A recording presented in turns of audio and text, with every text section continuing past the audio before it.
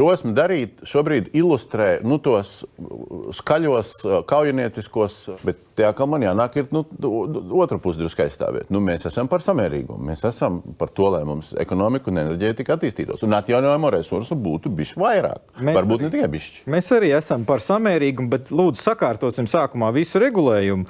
Nonāksim pie normālas likumdošanas un pēc tam taisīsim samērīgi. Regulējums ir iestrēdzis kaut kur ap 2015. gadu apmēram. Un es paskaidrošu, kāpēc. Jo ir skaidrs, ka mēs respektējam Satversmes tiesas spriedumus, mēs viņus arī visi lasām. Bet šobrīd, tos vecos? Tie gan bija pa zemām turbīnām. Tā laikā gan nebija 250 metri. Tātad mēs citējam šobrīd Satversmes tiesas spriedumus, kur gadījums ir par 59 metru augstu turbīnu. Tie bija citi laiki. Mēs esam ar pašvaldībām vairāk kārtīgi diskutējuši un lūguši varam ministriju kārtot šo jomu, nonākt pie skaidriem spēles nosacījumiem, jo šobrīd ar ģeotelpiskiem datiem var izdarīt jebko. Un Latvija nav izdarījusi mājas darbu, vērtējot, kuras ir iespējamās potenciālās labākās vietas.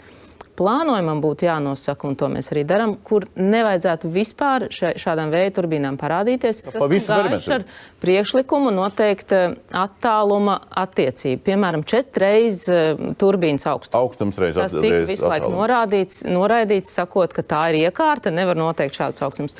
Tajā pašā laikā ir arī priekšlikumi par dažādiem saskaņošanas procesiem. Piemēram, varētu iespējams kāds arī sadzīvot ar šo turbīnu tuvāk nekā 800 metri.